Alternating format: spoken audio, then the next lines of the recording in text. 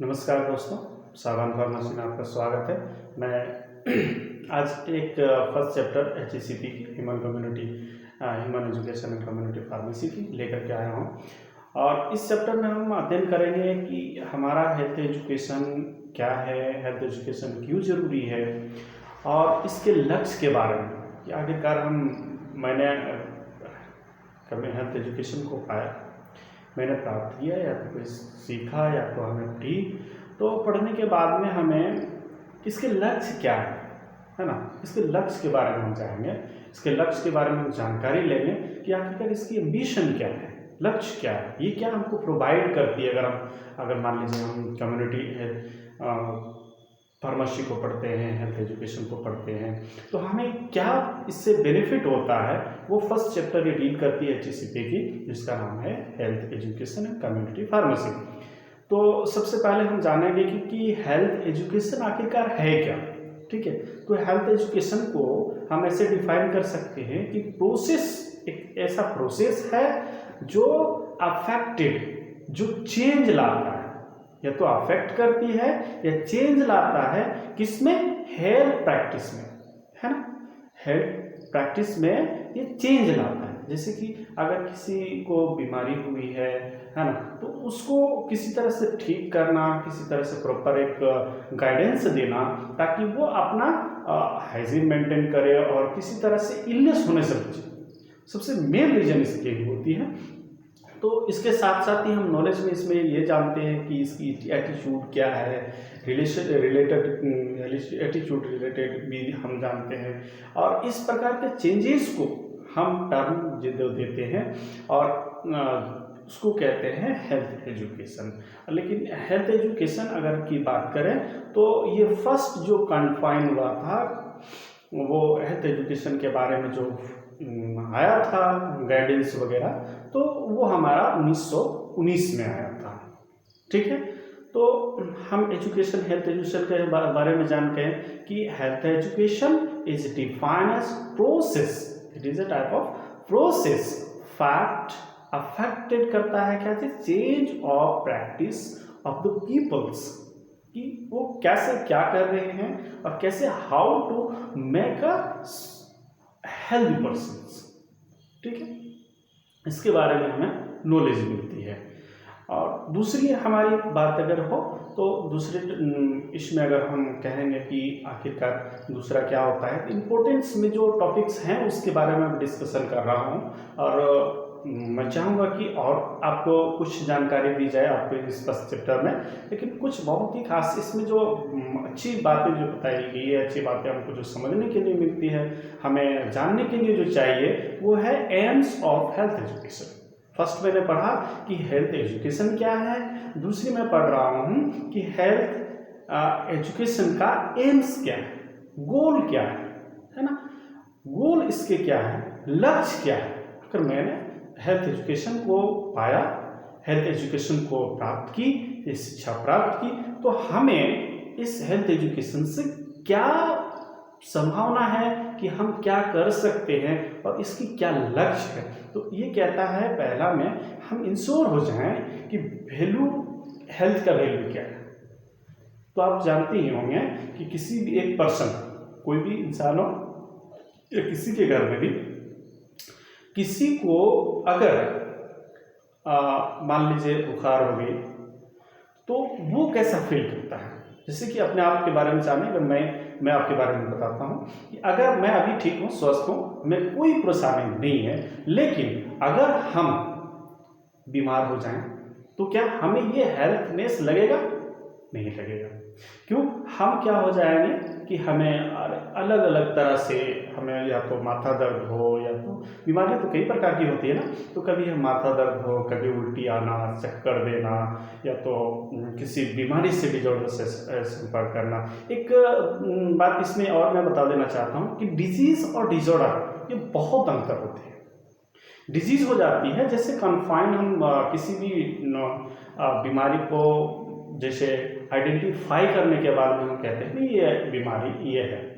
किसी भी टेस्ट को आइडेंटिफाई करने के बाद में, उसके बाद में जांच को करने के बाद में हम ये कहते हैं कि नहीं, इसको ये बीमारी है। बट लेकिन एक डिजॉर्डर जो होते हैं उसमें क्या होता है कि ये मतलब लक्षण जो होता है वो किसी और को दिखता है।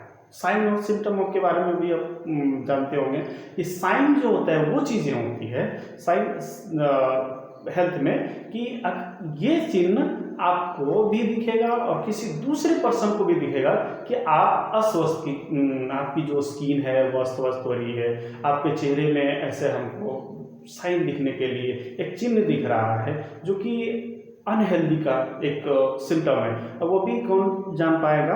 वो जानने वाला होगा जिसके पास हेल्थ एजुकेशन होगा, है ना। तो उसके बारे में हम जानेंगे। और उसके बाद सिम्टम्स ऐसे होते हैं कि किसी इंसान है, जैसे हमें भी है कुछ, अगर मान लीजिए हुआ है तो हमें पता नहीं चलता है कि मुझे क्या हुआ है, लेकिन वो नोटिस अगर दूसरे पीपल करे तो उसको हम सिम्टम कहते हैं। साइन उसे कहते हैं which are appearance on the bodies either me and the other people's notice about me या और infected persons, या तो कोई ग्रसित पर्सन है उसके बारे में होती है। दूसरी बात ये होती है कि हम सिम्टम्स क्या है, तो सिम्टम्स उसे कहते हैं जैसे it is a like of symptoms which are not understood by me because if I am infected person, I am illness persons, we have no any guilty, we have no found that I am unhealthy, but other people says that you are unhealthy, है ना। तो हमें नहीं पता चलता, दूसरे notice करते हैं कि आप अनहेल्दी। अच्छा, आखिरकार कौन जान सकता है? हो सकता है यही ना जान सकता है जिसके पास हेल्थ एजुकेशन होगी, यही जान सकता है, यही लोग जान सकते हैं कि जिसके पास में हेल्थ की बारे में जानकारियां होगी, जो हेल्थ को अच्छे से जानते हो, है ना। तो सबसे पहले क्या होता है कि इंश्योर होता है कि वैल्यू ऑफ हेल्थ, आप स्वस्थ हैं या नहीं है। सबसे पहले इसको हो जाना है हम स्वस्थ हैं, ठीक है। उसके बाद में दूसरी क्या होता है कि हम कैसे हेल्थ को सही बनाएं, इसकी एसेट्स क्या है इन कम्युनिटी में। अब होती क्या है, जैसे किसी भी व्यक्ति को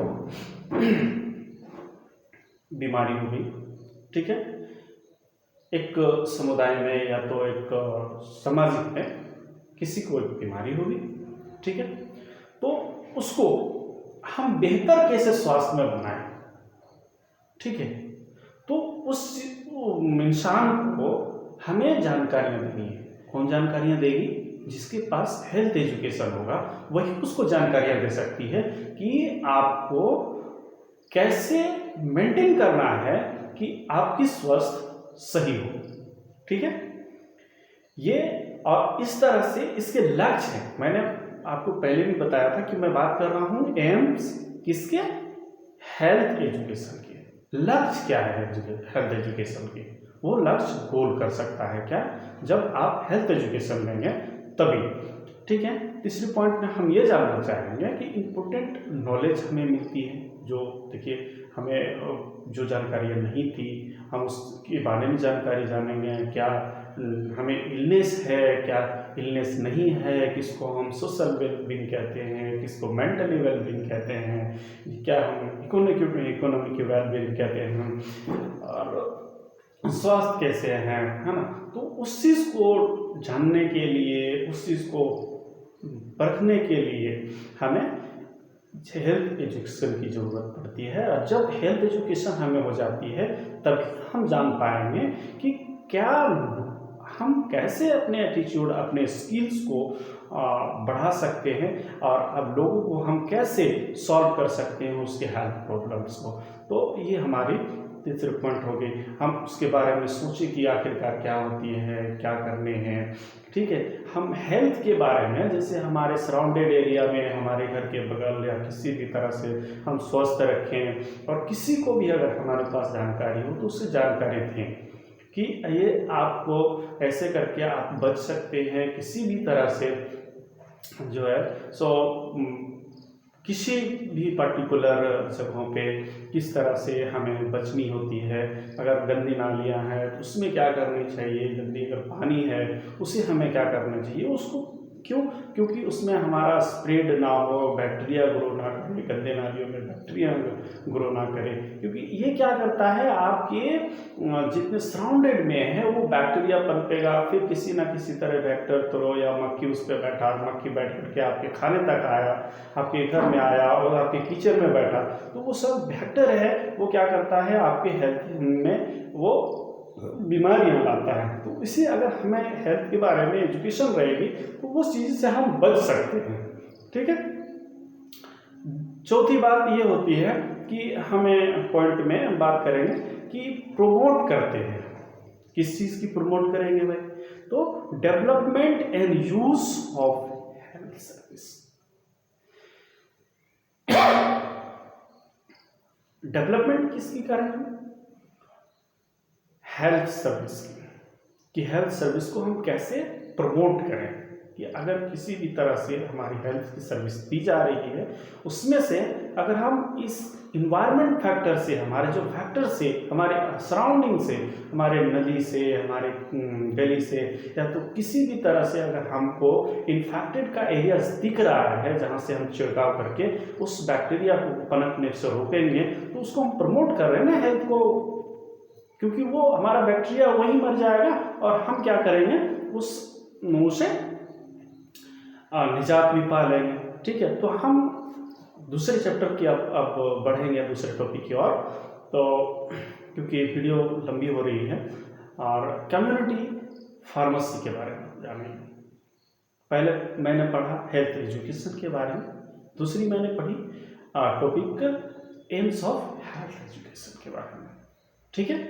अब तीसरी पॉइंट हम जाएंगे कम्युनिटी फार्मेसी के बारे में, और इतने ही है, लास्ट टॉपिक है ये। तो कम्युनिटी फार्मेसी के बारे में अगर हम जानना चाहते हैं तो कम्युनिटी फार्मेसी कहता है कि it is a health care service. ठीक है। जो मोटिवेट करता है किसको, सोसाइटी को और अदर एस्पेक्ट्स को। ठीक है। सोसाइटी को क्या कैसे मोटिवेट करती है कि जैसे मान लीजिए, क्योंकि जब किसी को तकलीफ होती है ना तब वो चाहता है कि हम हेल्थ केयर की ओर बढ़ें, क्योंकि हेल्थ एक ऐसा चीज है जहां लोगों को सुकून है, और जैसे ही वो बीमारी की तरफ बढ़ता है, जैसे किसी को बीमारी होती है वहां से उसकी तकलीफ शुरू होती है, क्योंकि तकलीफ से हर कोई निकलना चाहता है, इसीलिए हम हेल्थ एजुकेशन को अपनाते हैं और कम्युनिटी में हम हेल्थ सर्विस को प्रमोट करते हैं, मोटिवेट करते हैं अपनी सोसाइटी को, ताकि अगर हमारे पास यहाँ कोई बीमारियाँ आ रही हैं उसको रोके जा सके। जैसे आपको जानकारी होगी, आप तो सुने भी होंगे, और अभी बहुत ही महामारी चल रही, पेंडेमिक सेशन चल रही है हमारी 2020 में। इस पेंडेमिक सीजन्स में और पेंडेमिक महामारी में आप कोरोना को बात जानते होंगे, क्योंकि किस तरह से लॉकडाउन लगा, लॉकडाउन से लोगों की आय कम हो गई और इस तरह से लोगों के ऊपर ग्रसित हो रही है, बीमारियां हावी हो रही है। तो हमें जिस तरह से बचने के लिए हमें अभी ज़रूरत पड़ती है कि हमेशा कहीं भी जाएं तो मास्क को लगाएं और प्रॉपर तरह से मास्क लगाएं। और दूसरी बात ये होती है कि अगर आप कहीं से आए हों तो आप स्प्रिट का इस्तेमाल करें या साबुन से अपना हाथ को धोएं, है ना। उसके बाद में हमेशा प्रॉपर ये गाइडेंस दी जाती है, गाइडेंस देना भी होना चाहिए, क्योंकि कम्युनिटी एक समुदाय में अगर आप रहते हैं तो उसके साथ साथ में आपकी एक वेलबींग बनता है, आप सोशल वर्कर हैं, आपके पास हेल्थ एजुकेशन है, तो आपका एक दायित्व बनता है कि आप अपने एरियाज में अगर किसी को होता है, अगर किसी को किसी भी तरह से परेशानी हो रही है हेल्थ में, तो अगर मान लीजिए किसी को अगर कम्युनिटी में स्प्रेड करती है कोरोना, तो आपके पास भी जा सकता है। इसलिए उसको बचाने के लिए, उसको जानने के लिए जो है सो कम से कम वो सब कार्य करना बहुत ज़्यादा ज़रूरी होता है ना। तो कम्युनिटी में हम कैसे हेल्थ सर्विस को प्रमोट कर सकते हैं, सोसाइटी को कैसे वेलबिंग बना सकते हैं, इसके लिए हमें जानकारी देनी पड़ती है और प्रमोट करना पड़ता है सोसाइटी को। जिसे फर्स्ट हम बात करेंगे कि डिक्रीज करना होता है। किसको डिक्रीज करें? मॉर्बिडिटी और मोर्टालिटी को। मॉर्बिडिटी आखिरकार क्या है, सबसे पहले ये जानना होगा। अगला चैप्टर में जो हम लेकर के आएंगे दोस्तों, उसमें हम लेकर के आएंगे कि स्पेशल टर्म एंड कंडीशन को जान करके जब जान जाएंगे हम, तो हमें समझने में देर नहीं लगेगी, हम तुरंत उस चीज़ को गेन कर लेंगे, है ना। तो मॉर्बिडिटी के बारे में हम बात कर रहे थे। मॉर्बिडिटी का मतलब होता है ऐसे डिजीज, ऐसे मौत, ऐसी मृत्यु जिसमें किसी ना किसी कारणवश वो बीमारी से इंसान की मौत हो, ठीक है, उसको हम मॉर्बिडिटी कहते हैं। और यही आंकड़े जो है आज कोरोना काल में सरकार दे रही है कि कह रही है कि मॉर्बिडिटी रेट आज बहुत हाई हो रहा है। अब सुन रहे हैं, इसी को कहते हैं मॉर्बिडिटी, यानी किसी भी डिजीज से किसी की अगर मौत होती है, मृत्यु होती है, तो उसको मॉर्बिडिटी कहते हैं। और एक मोर्टालिटी होता है। मोर्टालिटी का मतलब होता है किसी भी एस्पेक्ट से, उसमें हेल्दी पर्सन हो या अनहेल्दी पर्सन हो, लेकिन अनहेल्दी पर्सन को तो आप मॉर्बिडिटी में काउंट कर रहा है, तो एक आरटीए को इसमें लिया गया है जो रोड ट्रैफिक एक्सीडेंट होते हैं उसके लिए, और जो स्वस्थ पर्सन है उसकी अगर मृत्यु होती है तो इसमें बच्चे भी इंक्लूड्स हैं, है ना, तो उसको मोर्टालिटी कहते हैं, उसको डिक्रीज करना है। तो दूसरी में हम टॉपिक की बात करेंगे, दूसरे पॉइंट इसके बात करेंगे, अगर कम्युनिटी फार्मेसी में कैसे हम हेल्थ को, केयर को, सर्विस को बढ़ा सकते हैं, प्रमोट कर सकते हैं, ठीक है। तो decrease in growth of population. अब रही बात कि हम ग्रोथ ऑफ पॉपुलेशन को कैसे डिक्रीज कर सकते हैं, तो सबको हमें जानकारी ये देनी होगी कि 2 बच्चे सुखी परिवार सुखी संसार, ये तो हमारा गवर्नमेंट ऑफ इंडिया कहती है ना।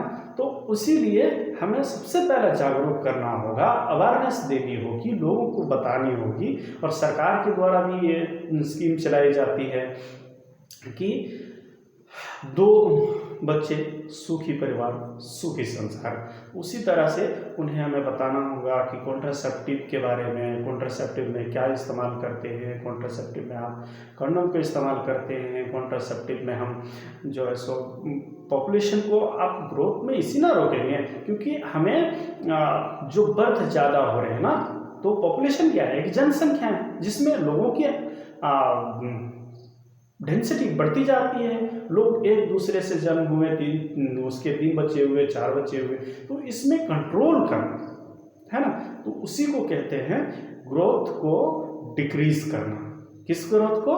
पॉपुलेशन ग्रोथ को डिक्रीज करना, ठीक है। तो इसमें किसी को हॉल्ट के बारे में, किसी को कैप के बारे में, किसी को आयुसीडी के बारे में बताना, किसी का इंजेक्शन जो होता है, किसी का आई पिल खाने से, किसी को टैबलेट खाने से, जिससे आपने सुना होगा माला डी, माला एन जो आते हैं टैबलेट्स, जो ओरली पिल्स हैं, है ना, इसको खाने के वजह से क्या होते हैं कि ये स्टेरिलिटी लाता है, ये कॉन्ट्रासेप्टिव होते हैं, इसको खाने से ज़्यादा प्रेग्नेंट होने का चांस कम रहता है, ठीक है।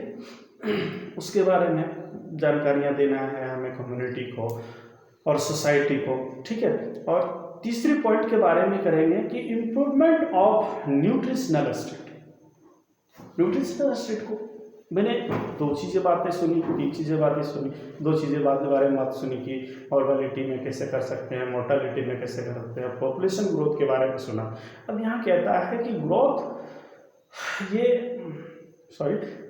न्यूट्रिशनल स्टेटस के बारे में। तो आप जान सकते हैं कि किसी के घर में अगर इसकी मिनिमम इनकम, हम किसी के बारे में बता दें, मिनिमम इनकम इसकी अगर 5,000 है, तो वो क्या करता है कि उसके 2 बच्चे हैं, ठीक है, और उसके 2 बच्चे हो गए और उसके बाद भी वो बच्चे लाने की कोशिश में है ना। कभी बहुत इंडिया चला कि नहीं, इसीलिए सब होता है ये बचपना में, है ना। तो इसको इम्प्रूवमेंट कैसे करें, न्यूट्रिशनल इसको कैसे मिलेगा, तो आपको सबसे पहले उसको समझाना होगा, हेल्थ अवेयरनेस के बारे में जानकारियाँ देनी होगी। जब जानकारी उसे देंगे तभी ना उसे पता चलेगी कि हमें न्यूट्रिशन के बारे में क्या करना चाहिए, नहीं करना चाहिए। क्योंकि जब जितने बच्चे कम होंगे तो उतना क्राइसिस कम होगा बच्चों में, खाने पीने की उसके जो होंगे वो न्यूट्रिशन सब्सटेंस उसको ज़्यादा मिल पाएंगे। और जितने बच्चे ज़्यादा बढ़ेंगे, क्राइसिस बच्चों में ज़्यादा बढ़ेगी, माँ और बाप में क्या हो जाएगा, ये भी क्राइसिस रहेगा कि हम अपने बच्चों को कैसे पालें, कैसे खिलाएं, है ना। और 5000 में तो अभी बहुत कम होता है क्योंकि अभी लॉकडाउन का समय है। इसीलिए लोगों को ये चाहिए कि हमें न्यूट्रिशन पे वैल्यू देने का मतलब न्यूट्रिशन पर जो भी बच्चे हमारे 2 बच्चे हैं उसको प्रॉपर न्यूट्रिशन हो, या वो उन्हें मैल न्यूट्रिशन का शिकार ना होने दें, यानी पोषक तत्वों की कमी ना होने दें। क्योंकि ज़्यादा बच्चे आएंगे तो एक का खाना दूसरे में बटेगा, तीसरे का खाना तीसरे में बटेगा। जहाँ एक जगह 2 जगह चाहिए वहाँ 4 जगह देनी होगी। अगर 4 बच्चे हैं तो 4 जगह होने चाहिए, और 2 उसके माँ बाप तो 6 हो गए। तो इस तरह से क्या होता है कि उसके जो न्यूट्रिशन होते हैं, न्यूट्रिएंट्स होते हैं, वो पोषण एक के जगह 4 में 4 तो बराबर भागों में खाएगा। तो उस तरह से क्या होता है कि धीरे धीरे वो न्यूट्रिशन बढ़ जाता है और उसको कम अमाउंट में मिलता है। तो इसके बारे में जानकारी देना होगा कि अगर आप पॉपुलेशन को बढ़ाते हैं, आप अपनी जनसंख्या को बढ़ाते हैं, तो आपकी न्यूट्रिशनल स्टेटस पे भी कमी आएगा। इसीलिए आप क्या करें, थोड़ा सा ब्रेक लें, है ना। चलिए ठीक है। आपसे एक और रिक्वेस्ट रहेगी कि हमारे इस वीडियो को देखें, देखने के बाद कमेंट करें, और कमेंट करके हमारी वीडियो को लाइक करें, सब्सक्राइब भी करें। और अभी कंप्लीट नहीं हुई चैप्टर, मैं इसलिए बोल रहा हूँ क्योंकि थोड़ा सा मेरे ऊपर भी ध्यान दीजिए। बहुत मेहनत बनती है, बनानी करनी पड़ती है, मेहनत करनी पड़ती है आपकी वीडियो बनाने के लिए ऐसे। तो चौथे हम पॉइंट के बारे में अगर बात करें कम्युनिटी फार्मेसी की, जिसमें हेल्थ सर्विस को मोटिवेट की जाती है, सोसाइटी को मोटिवेट की जाती है कि आखिरकार हमें हेल्थ से क्या बेनिफिट मिल सकता है ना। तो प्रोविजन ऑफ बेसिक सैनिटेशन, ये क्या है भाई। तो प्रोविजन का मतलब होता है कि इसके बुनियादी अधिकार या बुनियादी बातें के बारे में जानना, बुनियादी चीज़ों के बारे में जानना, है ना, बेसिक प्रोविजन के बारे में जानना और उसके बारे में उसको बताना। ठीक है, हमारी बेसिक क्या है ना, उसके बारे में। और चौथी पॉइंट, 5वीं पॉइंट में हम बात करेंगे कि provision of health care system. Health care system में क्या प्रावधान है, एक बात मैं आपको बता देना चाहता हूँ कि प्रोविजन का मतलब होता है प्रावधान। तो मैंने क्या कहा था पहले चौथी पॉइंट में कि प्रोविजन ऑफ बेसिक सैनिटेशन, जो आधारभूत प्रावधान है, मूलभूत बेसिक प्रावधान है, उस पे काम करने होते हैं, जो हम भी कर सकते हैं, सरकार भी कर सकती है। इस तरह से हमारी हेल्थ एजुकेशन, हेल्थ सोसाइटी और बढ़ती है, हम लोग हेल्थ की और आगे बढ़ते हैं, हम लोग हेल्थ भी ज़्यादा मतलब अचीव कर सकते हैं। क्यों? क्योंकि जब सुखी रहेगा ना लोग, तभी सुखी संसार होते हैं। ठीक है, तो provision of health care system में जो आधारभूत है, इसके समृद्ध, है ना, समृद्ध जैसे रहता है कि 2 परिवार सुखी परिवार समृद्ध झारखंड का जिस तरह से नारा होती है, तो इसके बारे में अगर प्रावधान आपके बारे में जान जाएंगे, हेल्थ एजुकेशन आपको प्राप्त हो जाएगी, तो आप एक सुखी परिवार में जी सकते हैं। ठीक है, और छठी पॉइंट की अगर हम बात करें तो reduction in the level of poverty. जो पॉवर्टी हमारी होती है ना, उस लेवल पे रिडक्शन करनी है। ठीक, तो उसको रिडक्शन करने के लिए यानी पॉवर्टी को हमें घटानी होती है। कैसे घटानी हो सकती है? जब आपके पास हेल्थ एजुकेशन होगी, जब आप हेल्थ एजुकेशन को अचीवमेंट कर लेंगे, हेल्थ के बारे में पूरी जानकारियाँ ले लेंगे। ठीक है, तो हम हेल्थ के बारे में हमेशा जानकारियाँ देते रहेंगे। हम अपने चैनल पे आकर के हर एक वीडियो अपलोड करता रहूँगा, आप इसे देखना ना भूलें, और देखें तो ज़रूर सब्सक्राइब करें, लाइक करें, कमेंट करें, और उसके लिए मैं आपकी तहे दिल से शुक्रिया करता हूँ। Thank you, have a nice day. धन्यवाद। आपकी शुभ हो।